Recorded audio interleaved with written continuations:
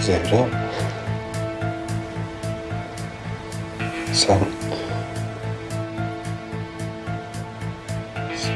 sen ne dediğinin farkında mısın? Evet, farkındayım.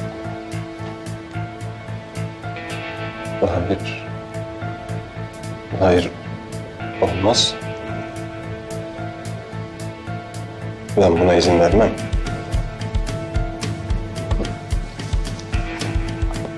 İzne tabi bir şey değil.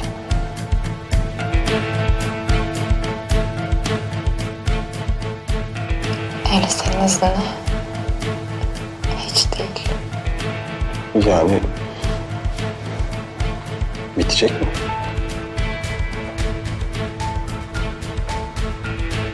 Ve beni terk mi edeceksin?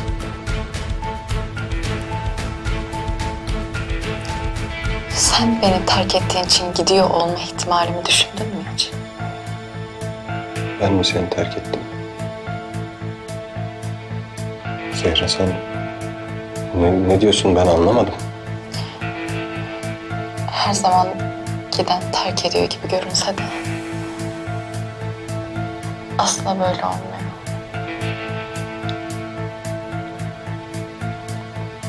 Bizim durumumuz da tam bu şekilde. Ama biz yeniden başladık. Çok acı çektin. Biliyorum. Anlıyorum seni. Ama geçmişte yaşadıklarımız tekrar etmeyecek. Bu söylediklerim hiçbir şey ifade etmiyor mu sana?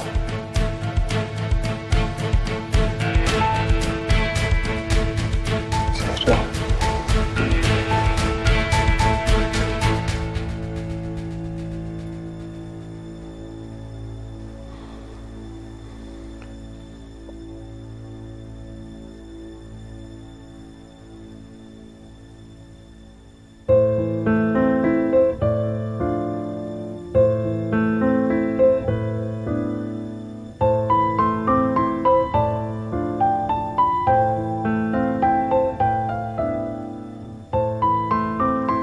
Bağır, çağır, kız, öfkelen, istediğini yap. Ama bu olmaz. Olmaz. Ben bu şekilde yaşayamam. Bugüne kadar birçok şey sineye çektim. Ama artık gördüklerimden sonra duymamış gibi davranamam.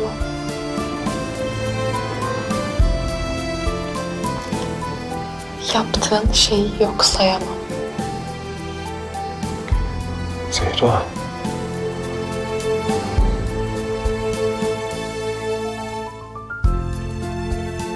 İçimde hep ışıldayan bir umut vardı. Ama o ışık bugün söndü.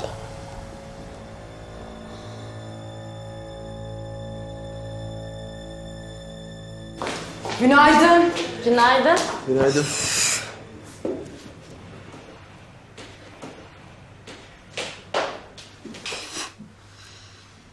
Canan, ne bu hal? Uyuyamadın mı bütün gece? Ay uyudum da. Bu dünkü müşteriler gelecek bugün. Ay sabah sabah stres yaptım ya. Niye? Ne oldu ki? Ay tamam. Burası bizim ekmek teknemiz. Tamam. Paramızı onlardan kazanıyoruz. Ama o karı koca resmen deli. Ha, kusura bakma. Yani en üst kat 4+1 ve 0 daire istiyorlar. Ayrıca binanın en fazla yüksekliği 4 kat olmalıymış.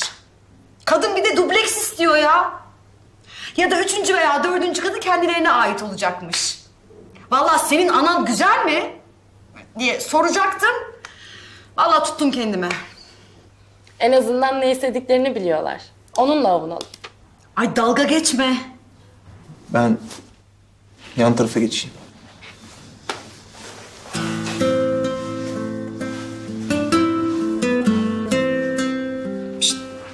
Ne oldu buna gene böyle? Gamlı baykuş gibi bakıyor. Aleyna eski sevgilisi galiba. Kızdan söz edince o kadar şaşırmasının başka nedeni olamaz.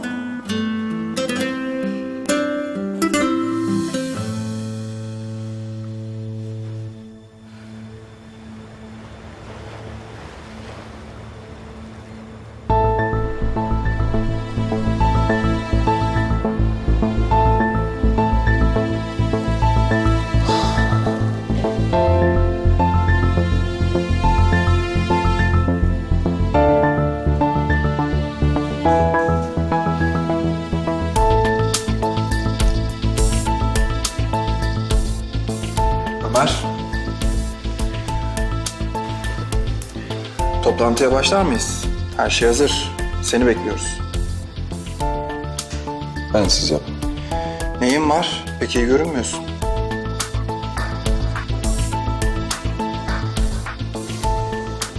Zehra. Boşanmak istiyorum. Boşanmak mı? Nasıl ya?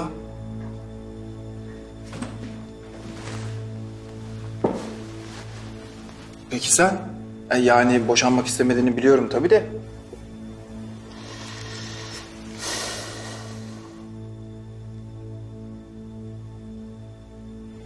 Ben ondan asla ayrılmam. Ama Zehra affetmemekte kararlı gibi. Kadınlar affetme konusunda böyledir. Zordurlar yani. Benim yorumum, Zehra seni çok sevdiği için çok kırılmış. Bu kırgınlıkla aldığı bir karar. Değişmez bir karar değil yani. Belki öyle. Belki de yaptığım onca şeyden sonra Bence yanılıyorsun.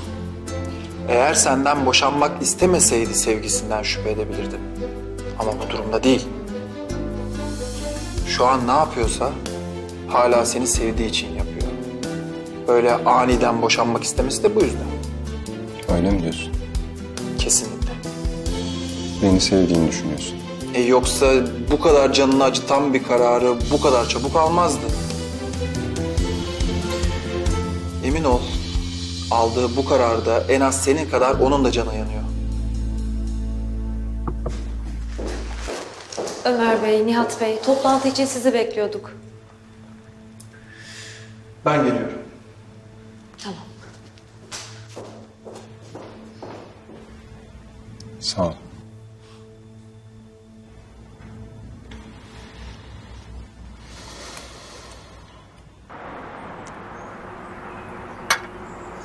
Ya bazen beni gerçekten çok şaşırtıyor. Yok hayır bu kadar da olmaz diyorum ama oluyor. Zehra, iyi ki varsın. Yoksa babaannem gerginliğine nasıl katlanırdım inan bilmiyorum. Evet, biraz zor biri ama yani sonuçta ailenin büyüğü. Evet. Başka bir çözüm yolu bulmak lazım ama ne? Aa, buldum. Duymak ister misin? İsterim tabii. Ama şimdiden söyleyeyim. Bu plana sen de dahilsin. Hani hatırlıyor musun Nihat bahsetmişti. Senin yönetim kurulundaki o harika performansından. Ayşe'cim, o birazcık abartıldı biliyorsun. Yani beni ilk kez toplantıda gördükleri için. Hiç sanmıyorum. Okan Bey'den de duydum. Çok etkilenmişler, müthiş olduğunu söylediler. Çok destekliyor seni. Sağ olsun. Aslında ta o zamandan beri aklımda. Ama babaannemin gelmesiyle bunu hayata geçirme motivasyonum arttı.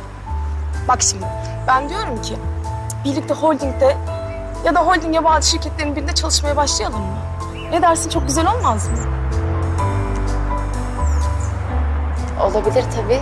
Niye olmasın?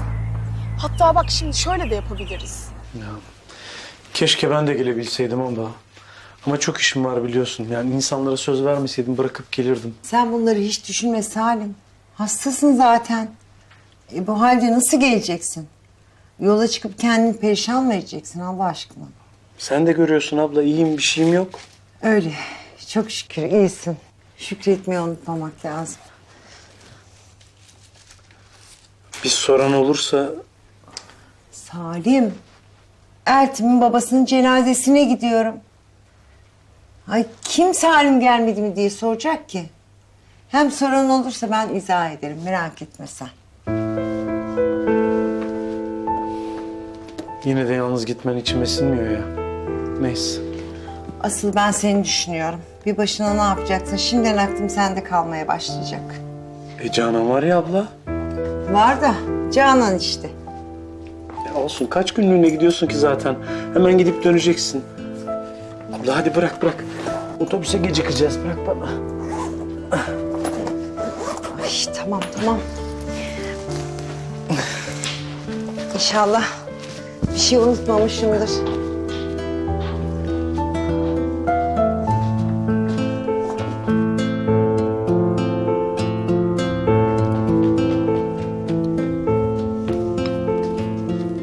Bitirdin mi babaanne? Az kaldı kuzum benim, bitiyor şimdi. Ama dün bitireceğim dedin. Oy dün yetiştiremedim, sarı papatyam ama bak çok az kaldı, bitiyor. Ve işte bitti. Al bakalım.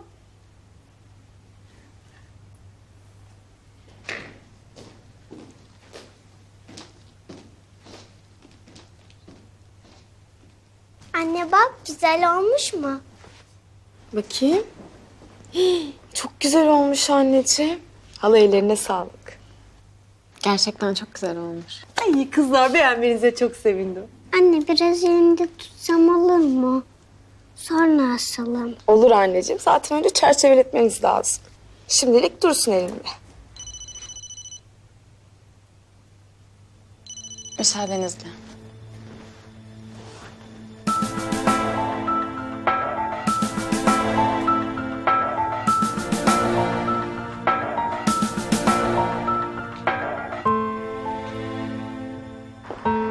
Alo. Halacığım, kötü bir şey yok değil mi? Babam iyi mi? Yok kızım, baban çok şükür çok iyi. Zehra, kızım benim memlekete gitmem gerekiyor. Tülay'ın babası vefat etti. Hangi Tülay? Eltim'in kızım. Anladım. Allah rahmet eylesin. Yavrum. Arada bir babana göz kulak ol diye aradım. Gerçi Canan yanında ama yine de içim rahat etmedi. Tamam. Tamam halacığım. Ben ilgilenirim, merak etme. Şimdi birazdan hazırlanıp çıkarım. Babamın yanına giderim. İyi yolculuklar sana.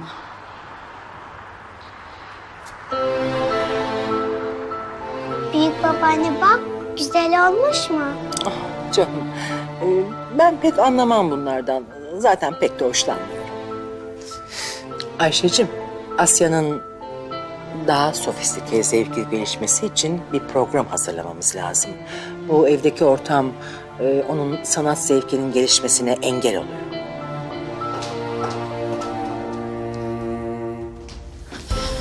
Pardon. Benim acil bir işim var da çıkmam gerekiyor. Zehracığım, kötü bir şey yok umarım. Yok Ayşe'cim. Peki uzun sürer mi işi? Sanırım. Yemeğe de gelemeyebilirim. Kusura bakmayın lütfen. Bu evin bir yemek adabı, düsturu kalmadı zaten.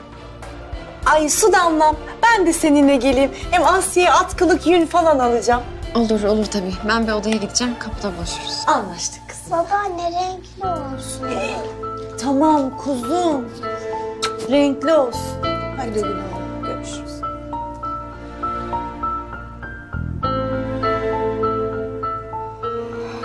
Asya'cığım hadi gel biz panonu asalım.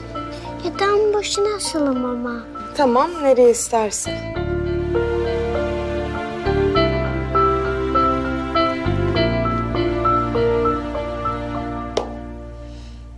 Bahşende kervancı ol. Şu yaşadıklarına inanabiliyor musun? Rezalet. Tek kelimeyle rezalet.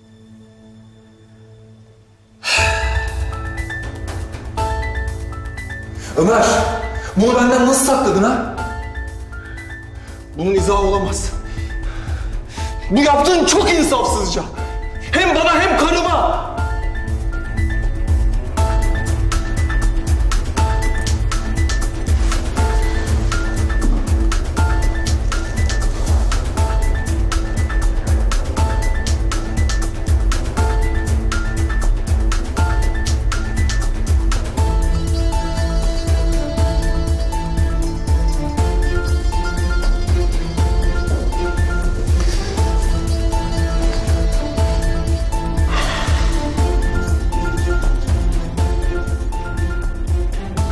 Özür dilerim. Haklısın. Sana söylemem gerekiyordu. Ama Ayşe'nin bu durumu bilmemesi gerekiyordu. Ve sen bu kadar güçlü olamayabilirdin. Ben bunu riske atamazdım. Asya için,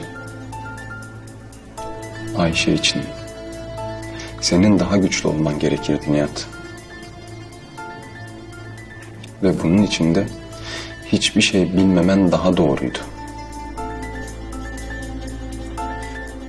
Sen karını tanıyorsun. Söyle bana. Sendeki bu üzüntüyü, bu durgunluğu gördüğünde neyin var diye sormayacak mıydı sana? Senin birazcık canın sıkılsa seni sorguya almıyor muydu? Öğrenmek için sıkıştırmıyor muydu? Ve sen ufacık bir şey bile olsa onu söylemek zorunda kalmıyor muydun? Haksızsam söyle. Emin ol bilseydin Ayşe çok geçmeden bu durumu çözerdi. Ve biz hiçbir şey yapamazdık. Sadece hep birlikte oturup Ayşe'nin gözlerimizin önünde erimesini izlerdik. Bunun olmasını ister miydin Nihat? Haklısın galiba. Böyle büyük bir şeyi Ayşe'den... Saklayamazdın. Ayşe, hastalığını öğrendiğindeki ilk tepkisini hatırla. Nasıl içine kapandı? Herkesi kendinden nasıl uzaklaştırdı? Seni bile.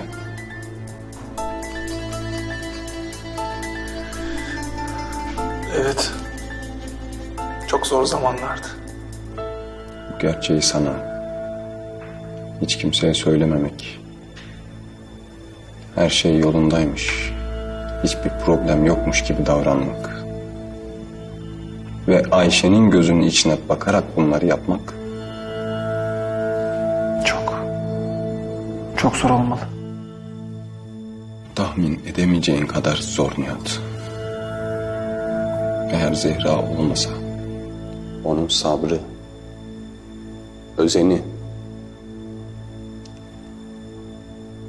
Ayşe'ye iyi gelen, onu mutlu eden yanları olmasaydı belki de ben bunu başaramazdım. Evet. Zehra çok iyi geldi Ayşe'ye. Zehra bana da güç verdi. Düştüğüm anlarda yanımda oldu. Umutsuzluğa kapıldığımda elimden tutup kaldırdı beni. Biliyor musun? Yine böyle gitmek istediği anlar oldu Zehra'nın. Benim yüzümden. Yaptıklarım yüzünden. Ama gitmedi. Ayşe için gitmedi. Onun sağlığı için, iyi olması için, hastalığını kötü etkilememek için gitmedi. Yaptıklarıma, bana katlandı. Ve ben yine o zaman bu büyük hatanın içindeydim. Ben yine Zehra'ya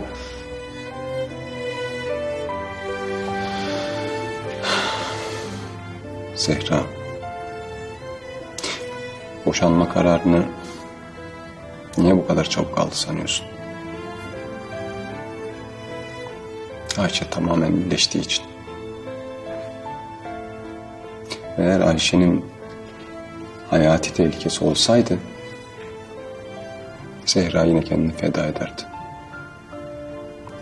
Ve bu evliliğe devam ederdi.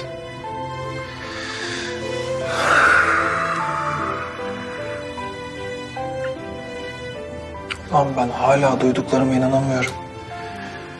Ya bütün bu olanlar, sen, Zehra...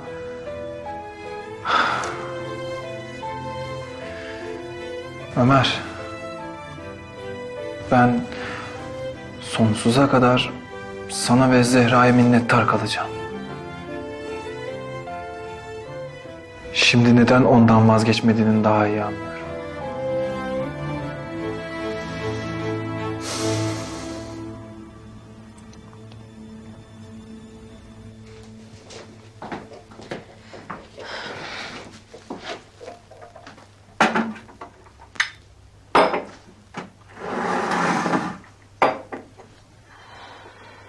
Arayıp söylemesen burada olduğunu bilmeyeceğim.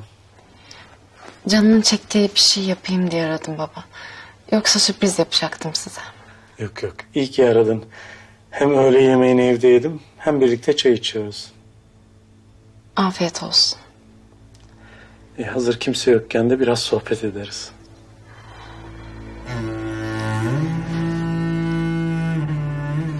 Daha iyisin değil mi baba? İyiyim, iyiyim ben güzel kızım. Yasemin'i, ayrılık olayını dert etmiyorsun. Yok. Yok, çok dert etmiyorum. Çok düşündüm bununla ilgili. Ne gelirse Mevla'dan. Mevlam ne eylerse güzel eyler. Yani demek ki böyle bir şey yaşamamız gerekiyormuş. Babacığım. Önemli olan insanın mayası. Maya sağlam olunca aslında korkmaya da gerek yok. En önemlisi iyi bir insan olmak. Yasemin iyi, akıllı bir çocuk. Öyle. Hem de çok azimli. Aldığı notları bir görsen baba. Benim küçük kız kardeşim resmen bölüm birincisi olmuş. Tıpkı senin gibi. O da ne istediğini bilen bir çocuk. Benim bundan sonra isteyeceğim sizin mutlu olmanız. Yüce Mevlam size bütün evlatlar gibi güzel yazılar yazsın inşallah. Bundan sonra istediğim tek şey sizin mutluluğunuz. Bunun için de ne karar alırsanız alın hep yanınızda olacağım. Büyüklerimizin bizim mecbur ettiği gibi sizi hiçbir şeye mecbur etmeyeceğim. Böyle düşünmene çok sevindim baba. Gerçekten Yasemin konusunda da üzülecek bir şey yok. Yok, yok canım. Yani ben Yasemin'e de sana da çok güveniyorum. Yani sadece ilk öğrendiğimde biraz sarsıldım yani. Böyle bir şey beklemiyordum çünkü. Ama Yasemin söylemeseydi. Yok yok, Yasemin doğrusunu yaptı. Yani iyi ki söylemiş. Ya Allah korusun mutsuz olup acı çekselerdi daha kötü.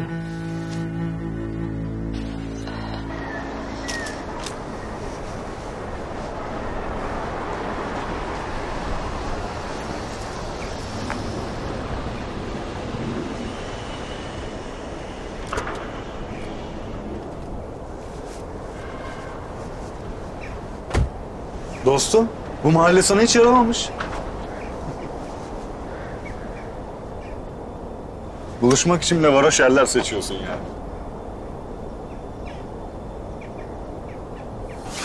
Hop hop hop hop! Kerem ne yapıyorsun? Çok kısa konuşacağım Teo. Gözüm üstünde. Eğer Sabah'ı üzecek en ufacık bir şey yaparsan... Tamam, bir çekil. Sabah'ı üzecek ufacık bir hareket yaparsan seni mahvederim. Ne yaparsın? Gırtlağını sıkarım. Bu kız seni niye bu kadar çok ilgilendiriyor? Çünkü o senin bildiğin kızlardan değil. İyi biri o. Tamam. Saçma sapan hareketlerin de Sabah'a değer verdiğin için görmezden geliyorum. Ama bir daha yapma. Anladın? Sabah'la da aramıza girme. Teo. Kerem, Sabah'la biz sevgiliyiz. Anladın? Yani bir problemimiz olursa da kendi aramızda hallederiz. Senin en büyük problemin ne biliyor musun? Bunu kabullenmemen. Bence artık kabullen.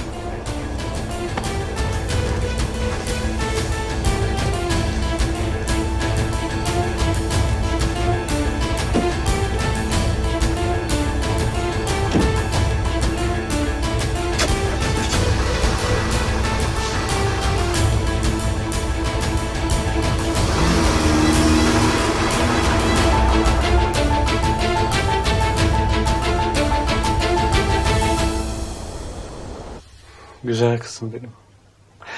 Günün birinde canını yakan bir şey olursa birileri üzülecek diye sakın içine atma.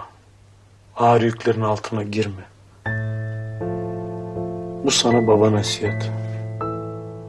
Ya bunu vasiyetim olarak kabul et. Baba konuşma böyle. Allah korusun. Allah keçinden versin. Güzel kızım benim. Sen ne karar verirsen ver. Ne olursa olsun ben hep senin yanındayım. Sen mutluysan ben mutluyum. Sen mutsuzsan dünya benim başıma yıkılır. Bundan sonra ben dahil hiçbir şey için hiçbir yükün altına girmemen lazım. Hiçbir şey içine dert etme. Sırtına yüklenme. Canını sıkma, tamam mı güzel kızım? Babacığım. Canım benim.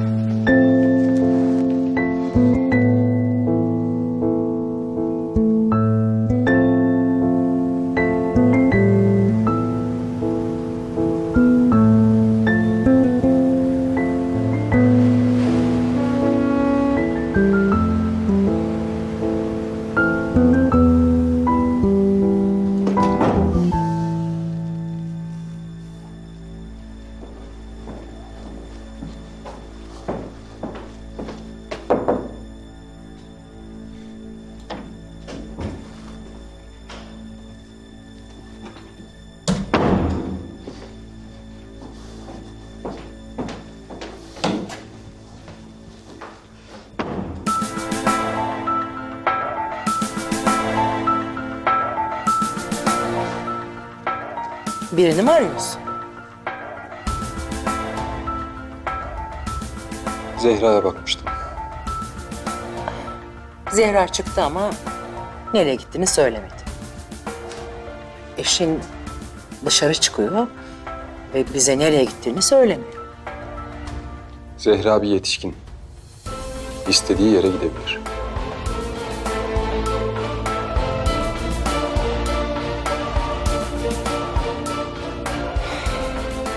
Yetişkinmiş. Yetişkin evet. Ama görgüsüz bir yetişkin.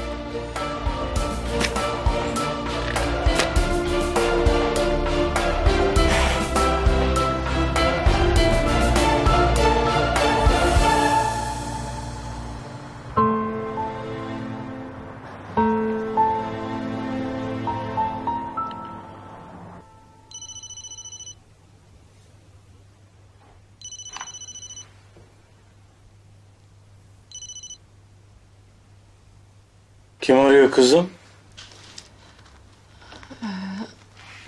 Ömer arıyor baba. Ya açmayacak mısın? Şu ütü bitsin. Ondan sonra açarım.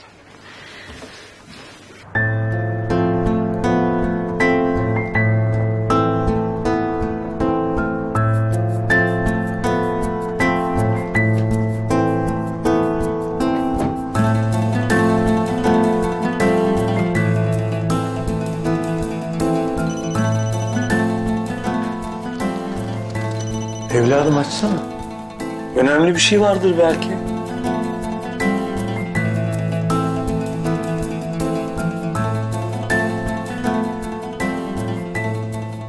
Neredesin? Babamın yanındayım. Bu gece burada kalacağım. Anladım, tamam. Ben sadece seni merak ettim. Tamam. Görüşürüz.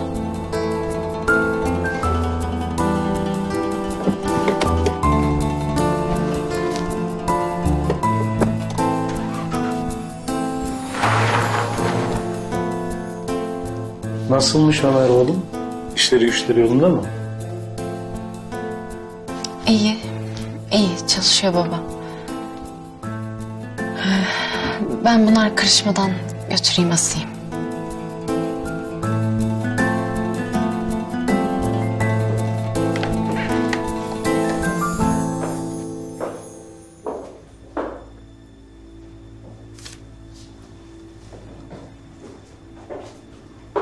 Burada mısın? Affedersin ya. Dalmışım. Bir şey mi söyledin? Çok çalışıyorsun diyorum. Bıkma sonra.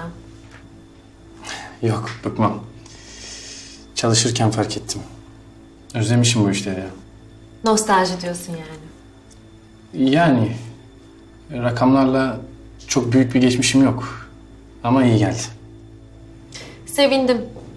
Bu demek oluyor ki bu tempo uzun zaman hız kesmeyecek. Devam edersem tabii. Ne demek bu? 3 aylık deneme süreci var ya. Ha, onu diyorsun. Bence sen o çıtayı çoktan aştın. Öyle mi? Hı hı. Bunlar da senin. Bu ay içinde şirketlerden gelen genel aylık raporlar. Performans yönetimi için hazırlık yapmamız gerekiyor. Bunları biz mi yapacağız? Hayır. Biz verileri toplayıp raporlayacağız. Anladım. Eğer dramatik düşüşler varsa onlara fokus yapmamız gerekiyor. Tamamdır. Hangi şirket sorunlu görünüyorsa o şirketten de ayrıca ayrıntılı bir rapor isteyeceğiz. Yalnız şirketlerin geçen yılki hedefleriyle bu yıl önlerine konan hedef rakamlarına da ihtiyacım var. Bütçe raporlarıyla bu yılın 2 çeyreğindeki değerlendirilmiş veriler de elimde olursa... Onlara şimdilik ihtiyaç olduğunu sanmıyorum. Hedef belirleme, hedef yayılımı, hedef takibi... Bunlar ara dönem ve sene sonu değerlendirmeleri için önemli. Yoksa geri bildirim süreci sağlıklı işlemez.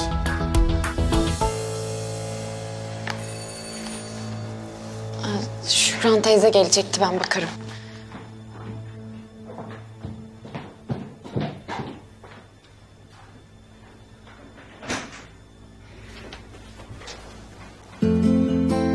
Sen niye geldin? Hasta ziyaretine.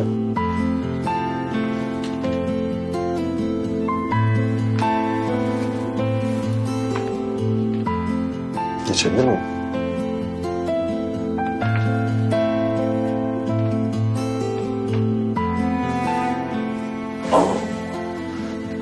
Hoş geldin Ömer oğlum. Hoş bulduk.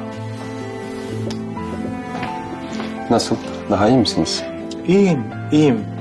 Ama biliyorsun bizimkileri. Söz konusu sağlık olunca dikkat etmek lazım. Öyle, haklısın. Bu beden bize emanet sonuçta.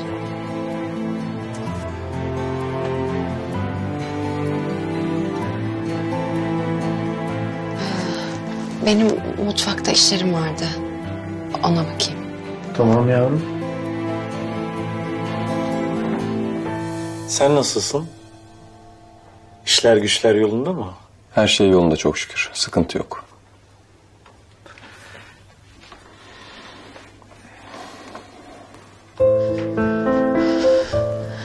Allah'ım sen aklıma mukayyet ol. Yani hasta ziyaretine geldim diyor bir de.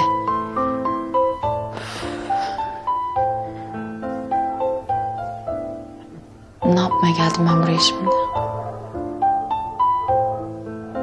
Çay koyacaktım.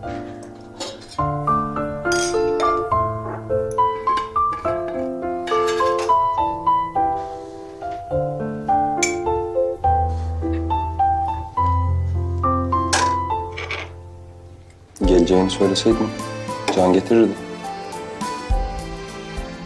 Nereye geleceğim? Buraya. Ha, buraya. Evet. Buraya.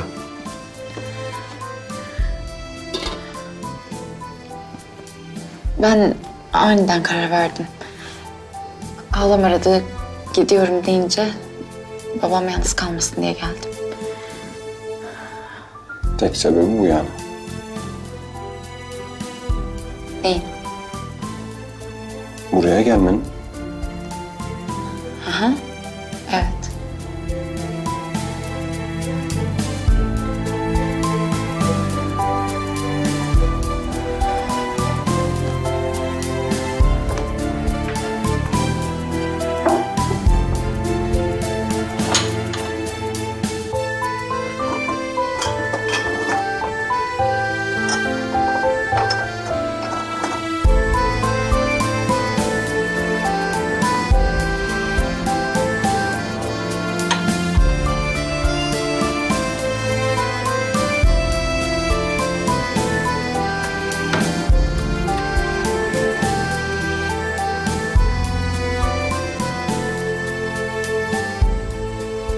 Bugün şu söylediğin şey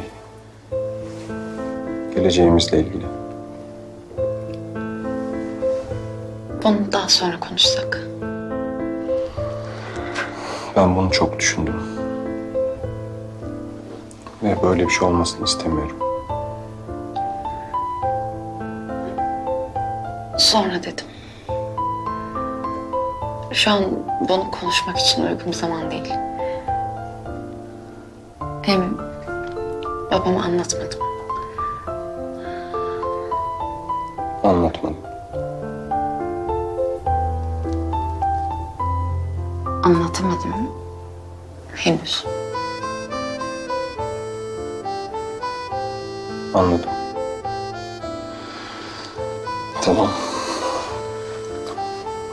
Ben babanın yanına gideyim. Ayıp olmasın.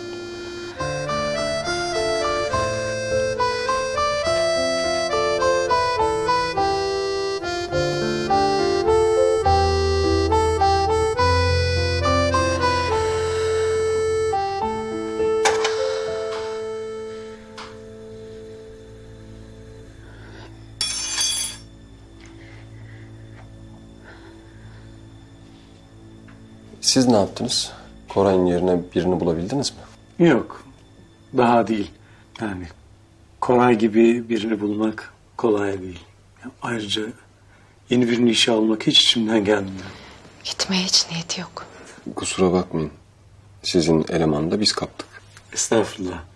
Yani okumuş, eğitimli, iyi bir çocuk. Hak ettiği yerde olması beni mutlu ediyor. İnşallah daha iyi yerlerde olur.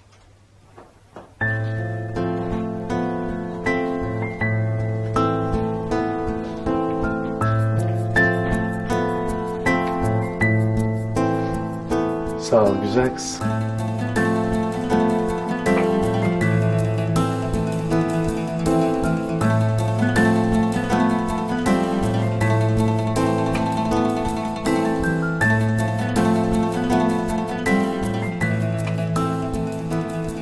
Teşekkürler. Bana şeker getirir misin? Sen şekerli içmezsin ki. Evet. Ama öyle birden canım istedi. Tabii zahmet olmazsa. Yok, ben getiririm şimdi.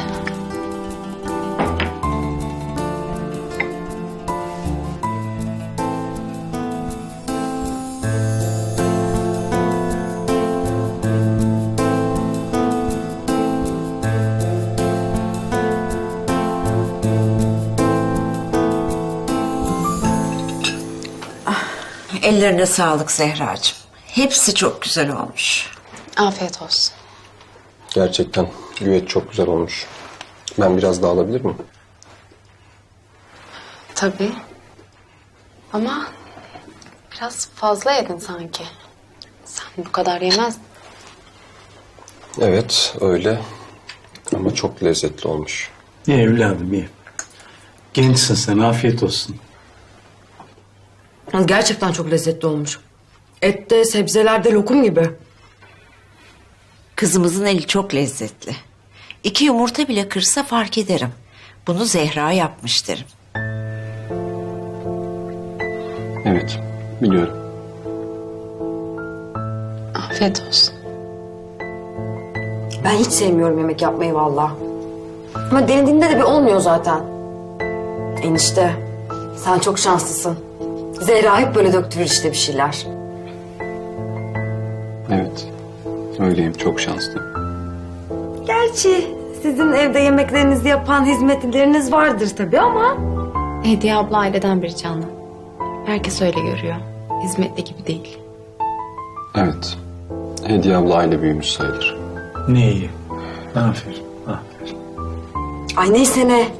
Allah'tan ben böyle lezzetli yemek yapamıyorum zaten. Yoksa annem mutfaktan çıkartmazdı beni, Allah korusun.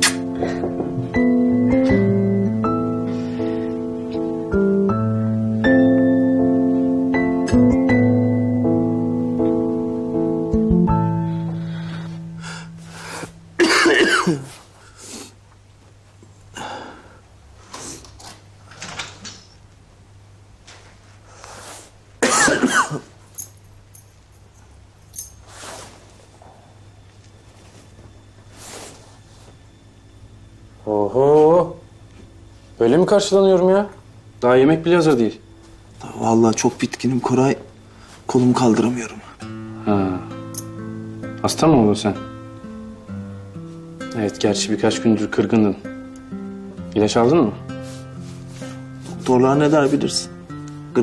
Grip bu. İlaçla 7 gün, ilaçsız 1 hafta. Biraz toparlanayım. Ya zaman istiyor, iyi gelir bana. Vallahi doktorlar ne der bilmiyorum kardeşim ama... ...işe yeni başlayan bir ev arkadaşın olarak ben bulaşma ihtimalini hayır diyorum. Bana da bulaşırsa daha haftasını işten kovulurum. Koyun can derdinde kasap. Neyse hadi kalk üstüne rahat bir şey giy de... ...ben sana çay çorba bir şey ayarlayayım. Hadi.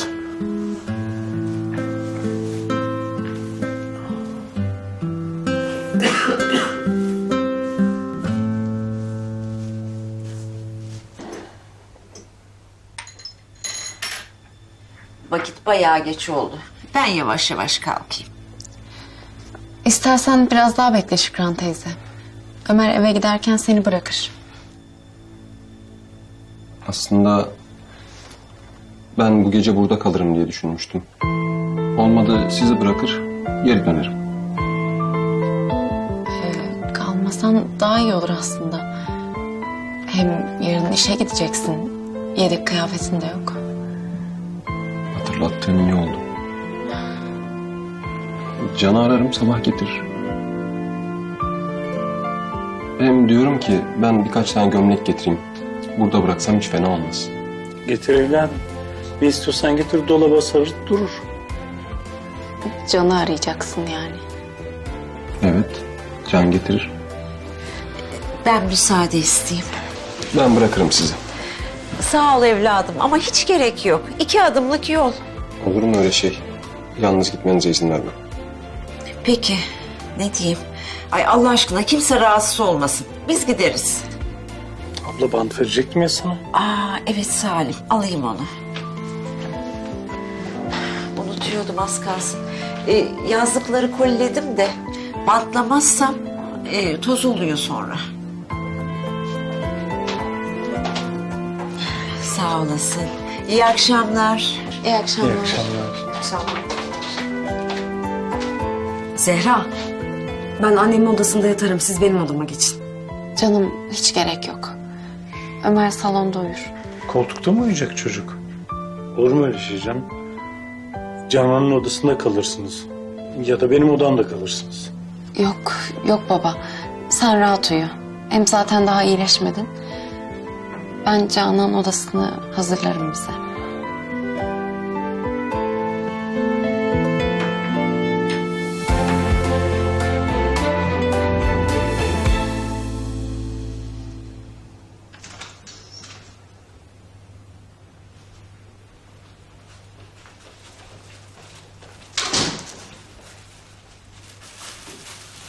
Kerem, iyi misin? Sabah sen... Takviye kuvvet lazımdı. Ben çağırdım. Kendini düşündüğünden... Dur bakayım. İyi bari. Ateşin yok.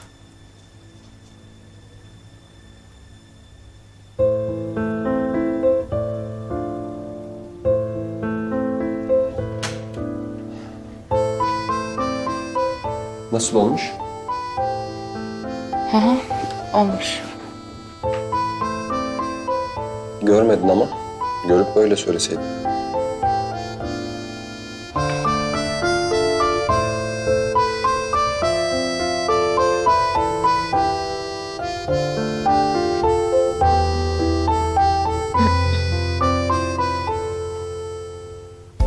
Komik. Komik mi? Evet.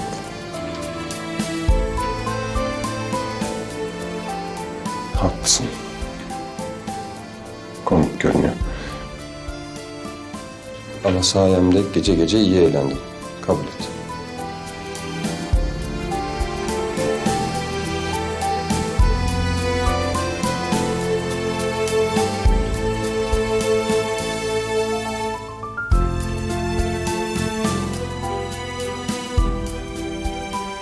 Zehra.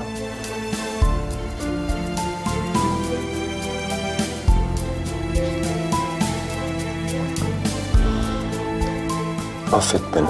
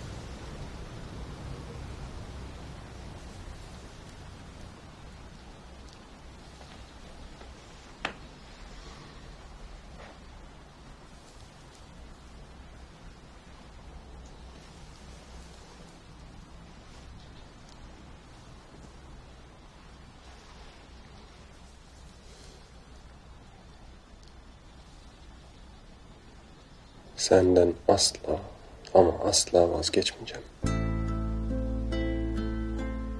Ne yaparsan yap, pes etmeyeceğim.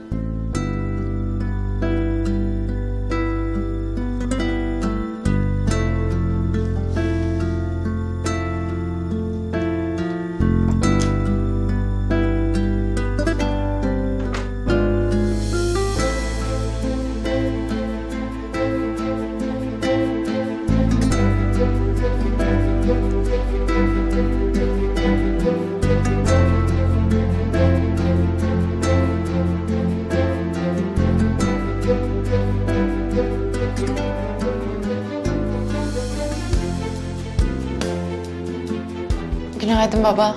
Günaydın güzel kızım. Ömer Bey evladım uyanmadı mı? Uyandığımda yoktu. İşe gitti galiba. Ben bakarım.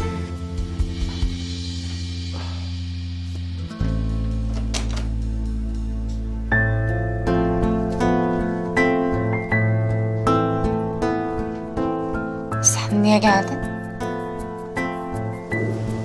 Buradaydım zaten. Unuttun mu? Şirkete gittiğimi sandım. Sıcak sokak simidi aldım. Açma poğaça da var. Soğumasın.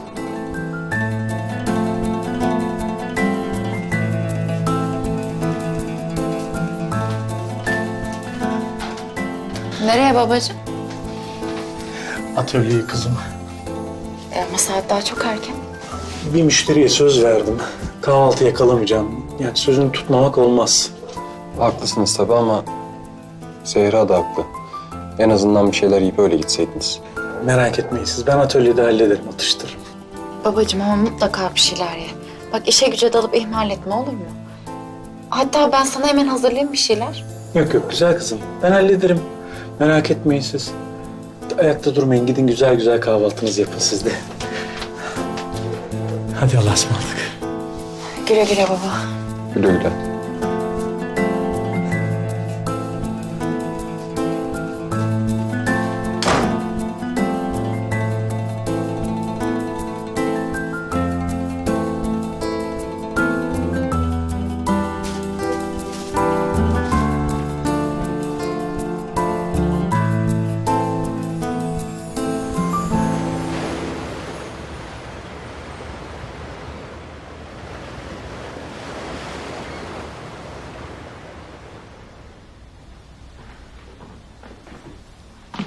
Günaydın. Günaydın. Günaydın. Kahvaltı hazır. Hadi geç. Ay yok kalamam ben. Çıkmam lazım hemen. Geç kaldım zaten. Sen niye beni uyandırmadın Zehra?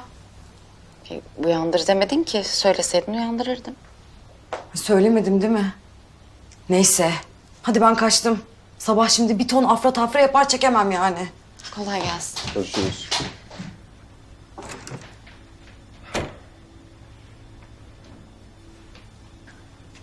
Oturur musun lütfen?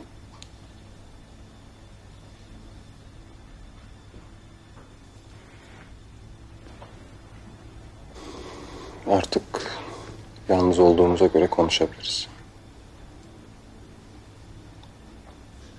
Neyi?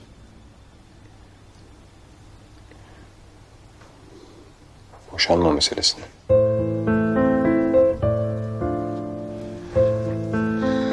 Konuşacak ne var ki? Konuşacak çok şey var Zehra.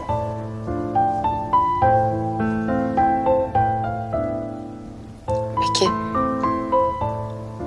Dinliyorum.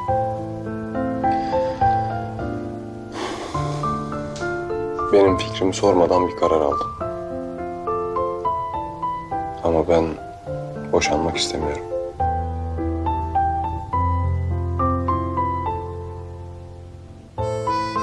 Zehra, çok büyük hatalar yaptığımın farkındayım. Öfkeni anlıyorum. Ama benim yaptığım hatalar bile bu aşkı bitirmeye yetmez. Bunu sen de biliyorsun.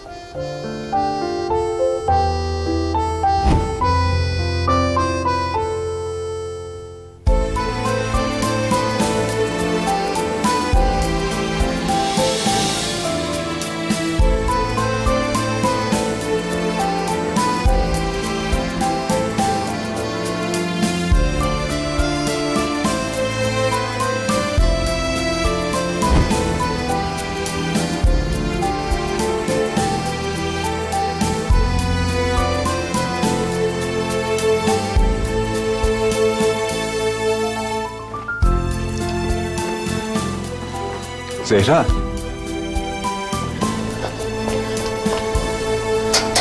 Zehra. Zehra, nereye gidiyorsun? Ben yalnız kalmak istiyorum. Yapma böyle, ne olur. Lütfen peşimden gelme.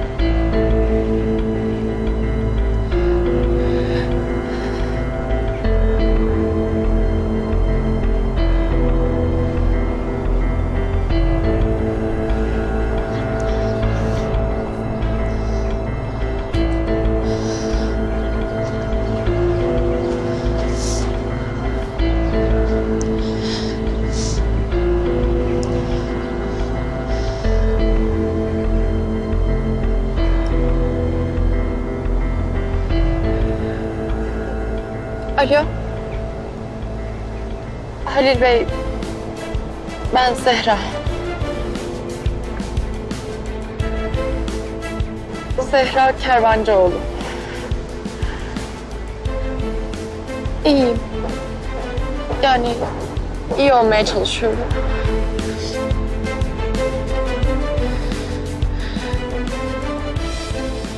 Ben